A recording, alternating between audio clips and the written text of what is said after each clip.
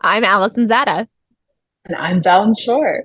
And if you would like to learn more about our musical Chriskirkpatrickmas, please listen to this interview. And we'd love for you to join us at the Edinburgh Fringe in August. I think that the theater experience is such a unique format because it's something that you can really only experience live and together with this group of people that are coming from who knows where. You might never see any of these people again, but for these 1 to 2 hours, you are having this shared experience that everyone is part of. And I think it's really transformative. And to be able to help create that experience for people is magical. I love, Valentina and I both loved theater all our lives and been part of that experience from an audience perspective. And you walk out of that theater changed if it's gone well. And I think that some people are walking out of our show feeling that way. And it's really special. I first fell in love with theater in middle school. I was the student director of Wizard of Oz because I was too afraid to try out. And I played the piano during whatever that song is that I'm somewhere over the rainbow. And yeah, that was a pretty inspiring experience, and I was hooked ever since. I first fell in love with theater when I was a kid, and my older brother Steven was in a high school production of The Crucible. He played John Proctor, and he's 10 years older than me. And I just remember going and watching my big brother on stage and thinking that was such an incredible thing to get to do, and I wanted to do it too. And so then I started doing all of my school shows, and in middle school had the opportunity to be a part of the child company in a professional production that was in my town, and I got hooked. So from there on, it's been ongoing. I've been writing forever. I think that I probably fell in love with writing as a way to kind of correct things that I felt like weren't going the way I thought they would in my life. So I would write alternate versions where they went the way that I wanted them to go, like fanfic of my own existence, I guess. And then from there, I just, reading was always my greatest pleasure in life. We moved around a lot when I was a kid, and things would change, but the books that I brought with me were always the consistent thing that kept me grounded and made me feel like I was at home.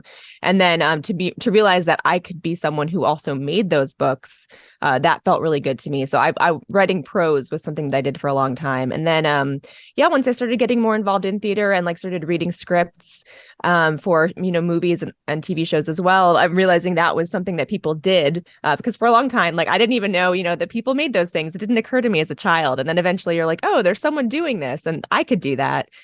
So yeah, we started writing. And then when Valen and I met each other, we just had so many incredibly shared ideas that we wanted to bring to life, and working together just was a natural part of our friendship. So we've been creating together for as long as we've known each other. Yeah. And I started writing music when I was 7 years old. I play by ear, and I taught myself how to play. But like Allison, didn't really understand that it was something people did, but I was just kind of figuring it out. And it was a big part of my life from that point, um, like a therapeutic kind of thing.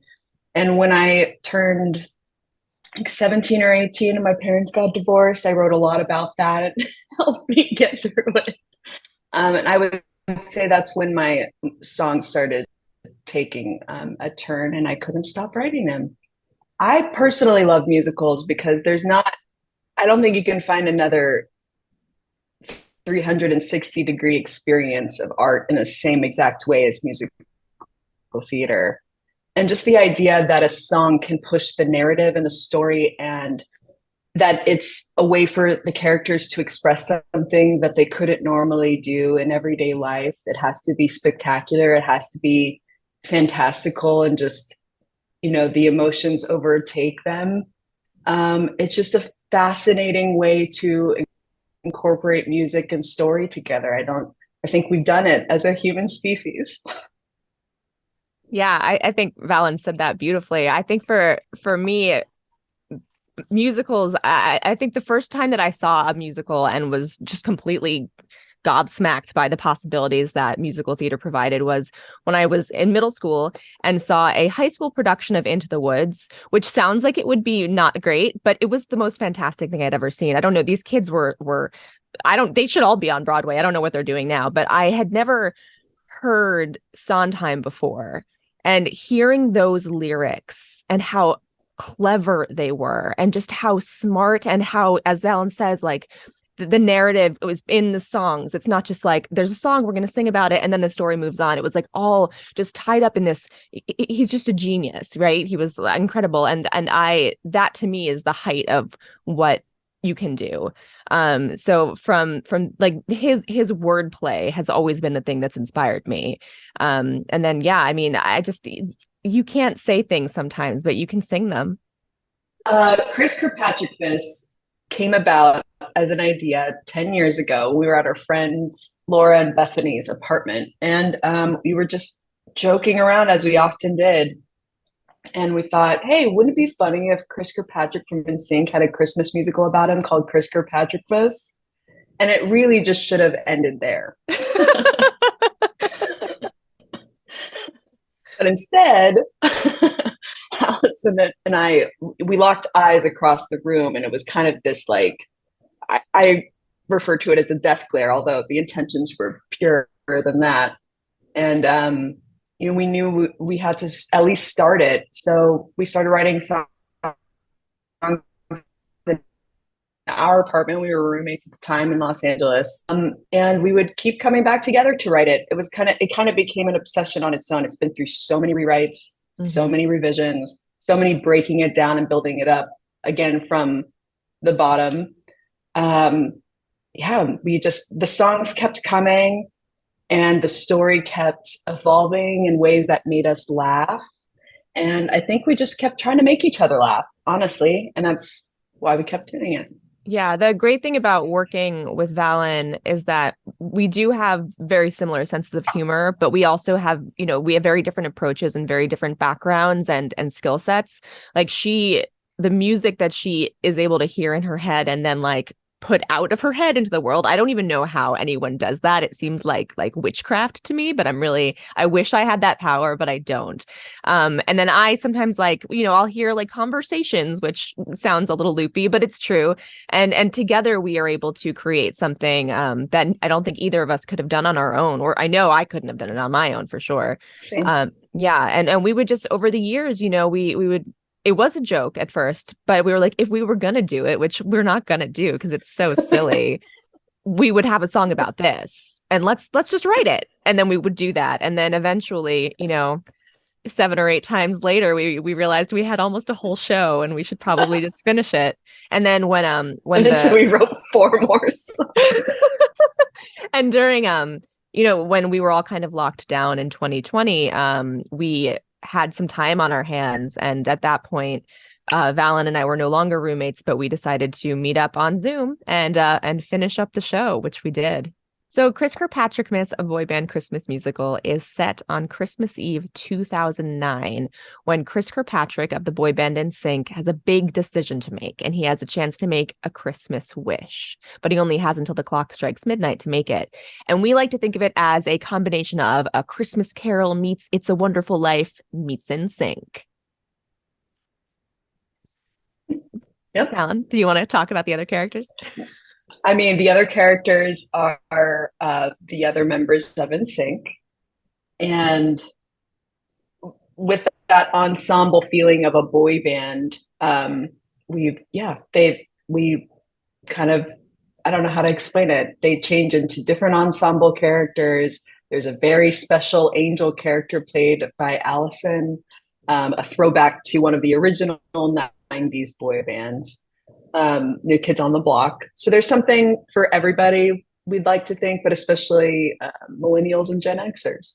Yeah, the nice thing about having the structure be these familiar stories like A Christmas Carol and It's a Wonderful Life is that even if you're coming in not knowing anything about NSYNC or you're not sure where the story is going, I think that people do feel like, oh, I kind of know, because we know the structure of A Christmas Carol, right? We know It's a Wonderful Life. It's going to be someone kind of revisiting key moments in their past and figuring out why they are where they are. So I think that gives people something to latch on to, and then we get to take them on this fantastical journey.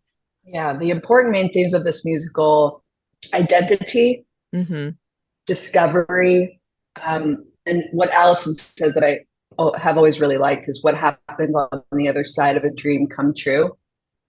You want to add to that, Allie? Yeah. I think that, as Valen said, the identity is a huge theme in this. And yeah, what happens on the other side of a dream come true? Because, you know, we're all everyone in the cast, and you know, we working on it, this is from a very Los Angeles place. All of us are people who moved out here for, you know, industry reasons to try to achieve these dreams, and with varying levels of success, but it never works out quite the way you picture it when you're, you know, home in your bedroom in your parents' house, right? And we have no idea what it was like to be in NSYNC and have that immense success, and then have that kind of end, but also continue, and just be in that like in between place, which is where our show takes place. But we have experienced in our own careers, you know, a lot of ups and downs and near misses and near hits, you know. So we play a lot with that, and we try to imagine and explore what it is like to kind of achieve that thing that you wanted, but maybe it didn't go exactly as planned. And what would happen if you're Chris Kirkpatrick from NSYNC in 2009 and you get visited by a Christmas angel and he takes you on a journey about your life with NSYNC? Yeah, I mean, and we have no idea that probably didn't happen. You know, we made that up, but who's to say?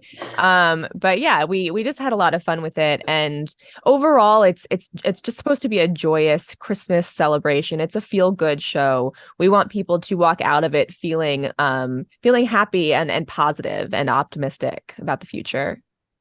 We were both inspired by classic musical theater tropes and having fun with that as well. And I think what ended up happening because of that is an interesting blend of like classic musical theater and totally just alternative comedy absurdness. Yeah. But it feels like it works because of the familiarity, as Alison was saying, of that musical theater ride. Mm-hmm. So we're not coming at you with anything too zany that it can't be absorbed like that. Yeah, and Valen's background is more in the pop sphere, I guess you'd say. So the musical influences are really interesting. I think it's less like traditional musical theater and more into that boy band world at times. And Valen is really able to do all of those styles, so we get to use all of those styles in the show, which is really cool. Our cast is phenomenal. We could not be more fortunate. We actually, when we were first writing the show, we didn't expect or assume that we would be in it. We kind of thought that we would cast it, you know, more traditionally with maybe like people who kind of looked like the people in real life. But then at a certain point, we thought, well, maybe it should be us, because at a certain point, it seemed that Valen had to play Chris, just because like the songs were so like they were, you know, no one could do them better than she could. And then I was playing Marky Mark, and then we thought, hey, like who else do we know? And we know a lot of amazingly talented people in Los Angeles who are perfect for these parts. And we just started reaching out to our friend circle of amazing, wonderful people, and we were so fortunate that they were all like, yeah, we'll be in your NSYNC musical. Riley Rose Critchlow, who plays Lance Bass, but is also our assistant director. Incredible. Oh my gosh. Is the reason why the show is as funny as it is. Yeah. Because we're on stage so much of it that and Riley is the one who is watching and directing us and making sure that we are able to, you know, have the story be told in the way that it should be. Like visually, they have this wonderful their brain. I want to hug it. Comedic brain. Yeah. Yeah. So yeah, and Riley's also an incredible Lance and plays other characters as well on the show. Everyone except for us plays multiple characters and is doing so many quick changes. I literally have no idea how it's happening backstage because we're on stage while it's happening. But yeah, Riley is phenomenal. And then there's Nicole Weiland, who plays Justin Timberlake. Had to have a really big voiced person to handle the charisma of Justin Timberlake. Mm-hmm. And we found out with Nicole, she was the perfect casting and honestly kind of looks like him in that wig. It's so strange. It was just an added bonus. We had no idea about Nicole. She's such a hider of talents. Like we asked, do you sing? And she was kind of like, oh yeah, I kind of sing. Can we see a video? And she was like, oh yeah, I'll send you a video. And then she sent us this video of her singing this song. I think it was from Waitress. And it was just like we It were was mind-blowing. we literally started to cry while we were listening to her sing the song, and we'd been friends with her, but we had no idea that she had that voice. And she has a background in musical theater, which is apparent when you see her on stage. We have Emily Lambert playing the antagonist, Lou Pearlman, former boy band manager to the Stars. And Emily is a very petite, brilliant comedic performer. You won't find another 100% totally committed actor the way you find Emily Lambert. And she's Yeah. able to embody the spirit of Lou Pearlman inside of her, 5-foot frame, and makes it so funny and disarming. So we're so lucky to have her brilliance. Yeah, And then she's incredible. Just on the topic of Emily, she's also she's mainly she does headshot photography now. She's an extremely talented and highly sought after professional headshot photographer based in New York and Atlanta. And we were able to coax her out of acting retirement because she doesn't do it as much anymore. And I'm so glad that she is back on the stage, because something happens when those lights hit her and the audience is there. It's incredible. Yeah.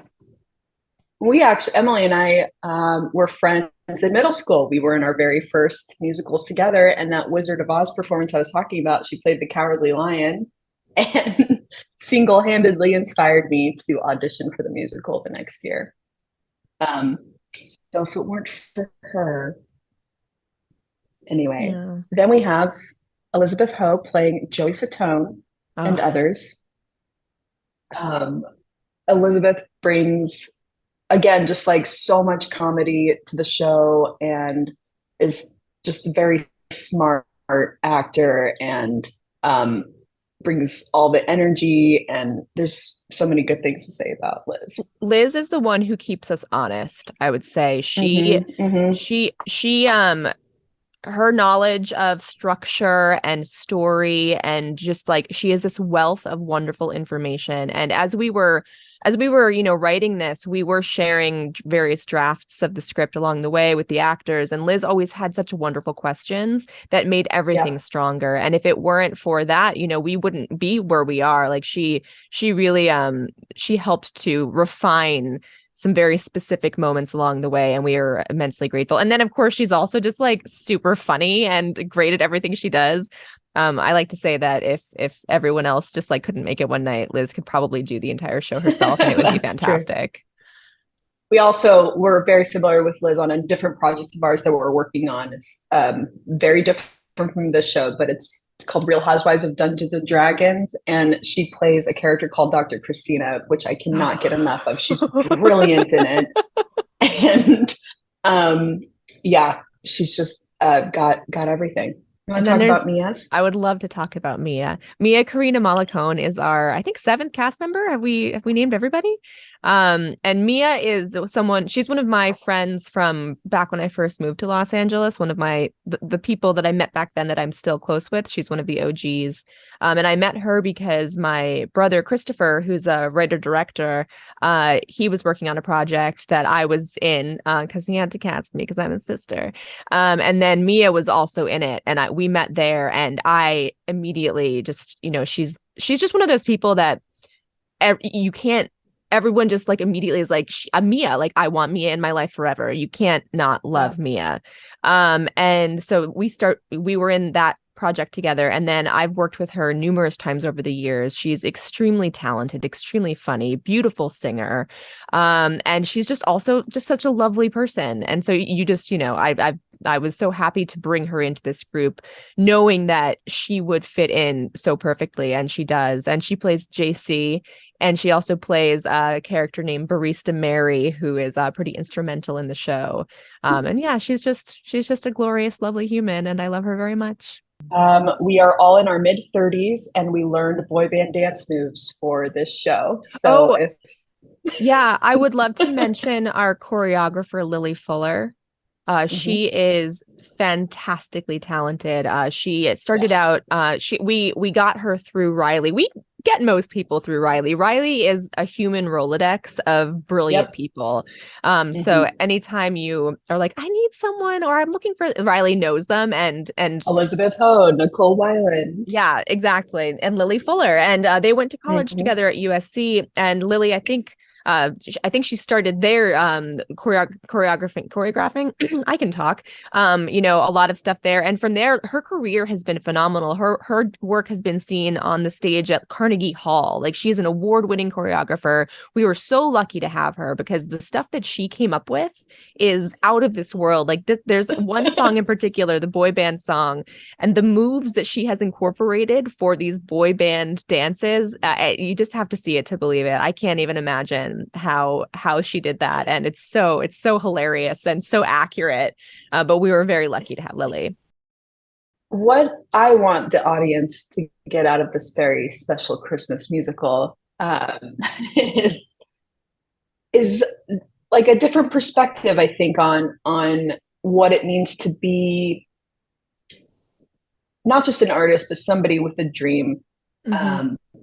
And the full story of what that dream is, because oftentimes I think the story ends at when the dream comes true, instead of the very real aftermath of what that means to assign value of your life to this thing that represents success.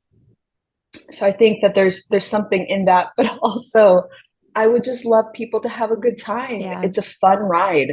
Every time we get on it, those themes are in there, but you wouldn't know it to begin with. We don't want the audience to feel like there's any responsibility of getting anything bigger out of the show than just the fact that it is absurd. So first and foremost, laughing. Yes. And laughing and having fun with the songs and the ride. It's a roller coaster. Yeah, I mean, I think Valentina said that beautifully.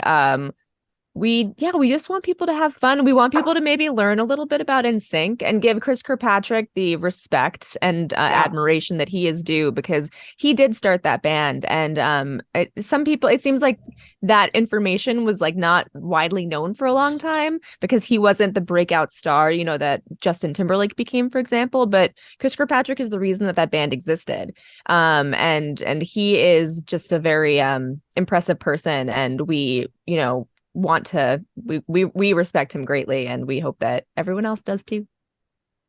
Part of the original idea, and this was always our motive for doing a show as well, is no one has told this story about Chris before. Yeah. And it felt like the more research we did, accidental at first, but then became an obsession, especially for Alison. Alison, it became really important for her, and then for me, for it to be historically accurate. And it is. Yeah, so, I mean, we've taken some liberties, like the fact that it's set in Los Angeles at this particular time, and all of the guys are there. Like, that's not probably how it was actually going on, but the events of NSYNC's history that we talk about, and a lot of little references along the way. There's a lot there. There's an iceberg underneath of kind of deep cuts for the people who do know the NSYNC history, and for people who don't, it does guide you really, I think, really smoothly along their history. The facts of what happened, and particularly with Chris's story, is so interesting on its own. We probably didn't need to add all the Christmas stuff to it for it to be an interesting story, but it is a fun twist. Yeah. Well, we can make a formal invitation right now. NSYNC, if you are listening to this, you are invited. We have reserved seats for you every night. Also, we do know that they know of it. Chris's manager came to our opening night over the summer when we were doing Fringe. And she was very supportive. She did ask why we did this. Fair question. Yes, but was, very, how do you say it? I think that she loved it. Yeah, I think, I think she appreciated it because it's true and it's positive and it, it's as Valen said, people aren't talking about this story and it's worth talking about. And we did, we let them know that we were doing the show again and they were very supportive of that as well. So yeah, we would love for everyone to come see the show. Anyone who wants to, just, email us. And in our long-term dreams, we would love for them to play these parts or maybe play Each other. Yeah. Yeah. Maybe Justin can play Chris and Chris can play Justin and really switch it up. Be exciting. Who knows? Anything can happen. I think it really does feel like a ride when you're performing it. So I think that, the thing that I look forward to the most is having fun and having that back and forth with the audience, because it's a relationship, they're trusting you to take care of them through this story, and they're letting you know that it's working through claps and laughs. And that give and take. I come from the music world, and a lot of my artist music is quite serious, I would say. It's been in a lot of dramatic TV and film type things. So being able to do a comedy has been so refreshing for that reason, to be able to have that relationship and that back and forth with the audience. I don't typically get to sing songs where people laugh. So it's been really exciting for me and really stimulating. And that's what I look forward to. Yeah. For me, it's hard to separate writing from the performance of it, because I do, when the audience laughs at a line, the writer part of my brain is just like, check, but at the same time, I think as an actor, I feel the best when the show goes by so quickly and I don't even know, there are these moments where you're so invested in it and you're so present that like you kind of lose the awareness of the fact that you're crouched on this hardwood stage in the middle of West Hollywood and you're just having this experience. And that it's such a fun it doesn't always happen, but when you manage to get on that roller coaster and it goes and you're with it and you're just in it, and at the end of it you're like, I don't even know what just happened, but like, yeah, that feeling as an actor is that's what I love. And it can be challenging to, wear so many hats because there's not as much time to just to focus on the acting part of it, which is, probably the most fun part. But I really do appreciate that. Like there are times when I'm on stage with Valen and we're having this moment and it just like, all of a sudden we're like, yeah, we're here and we're doing this thing that we said we were going to do. And I'm just so proud and honored that we get to do it. It can be really trippy at times because, we started writing this 10 years ago. And when we were writing it, we would imagine as we were writing it, what it would kind of feel like to be on stage doing, you imagine the story with that in mind. Yeah. And there are times where I'm on stage with Alison and we're doing a scene together as Chris and Marky Mark. And it's just the way that we imagined it. But it's real life. Yeah. And that is weird, but I'm here for it.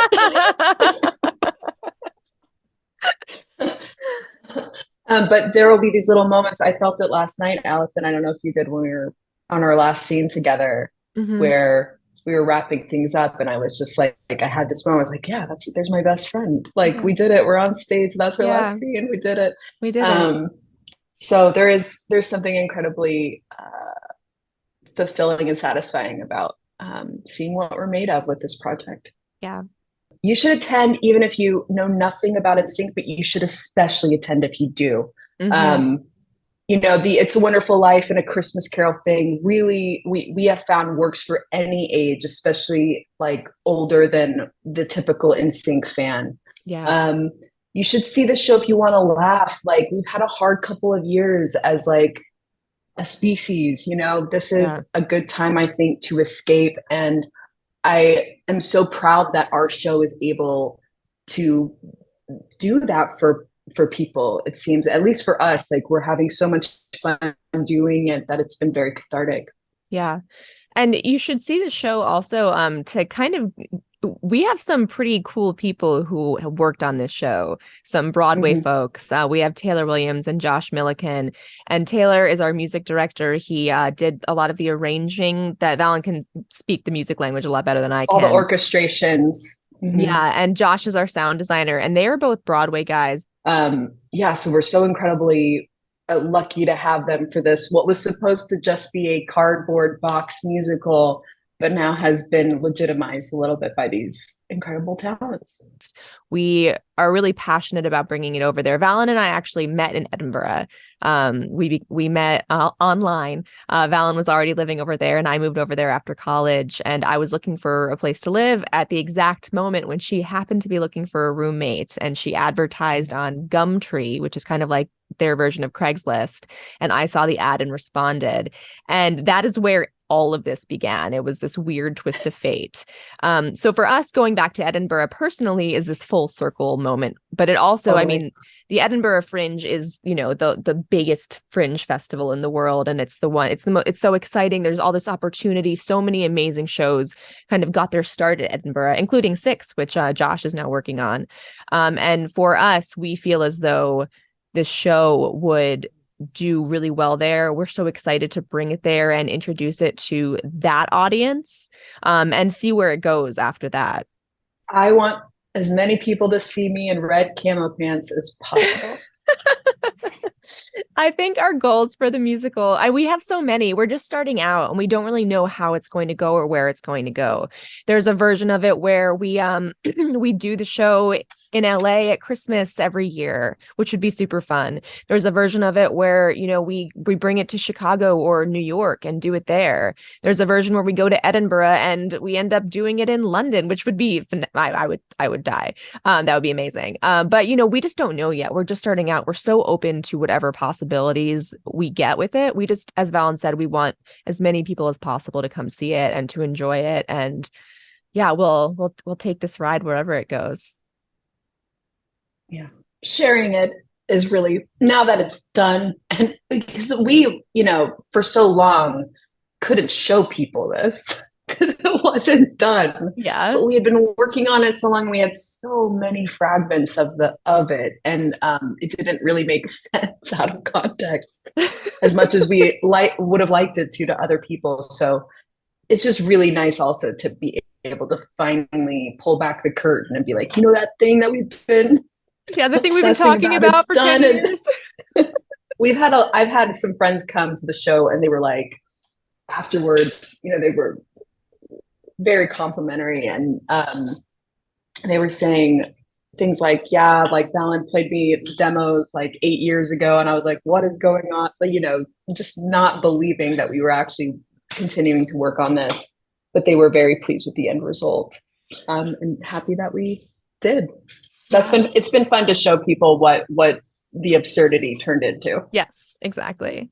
I think Chriskirkpatrickmas would be a great annual LA show. We feel as though, because it is, you know, there's a lot in it that deals with you know, dreams and frustrated dreams, and also, you know, achieving that success and trying to figure out who you are if you achieve your dreams or if you don't, and how much of your identity is wrapped up in what you thought your life would be versus what it is. I think that is, I mean, oh gosh, we all get that, right? I mean, LA is full of that. And we really explore it and celebrate it in our show. And I do think that audiences here in Los Angeles will continue to respond to that. And it's super fun. You know, I think that it takes place here. It takes place, like our opening Village song, it takes place in a Los Angeles Starbucks on Hollywood and Vine, which I understand recently closed, very recently, but it was open in 2009.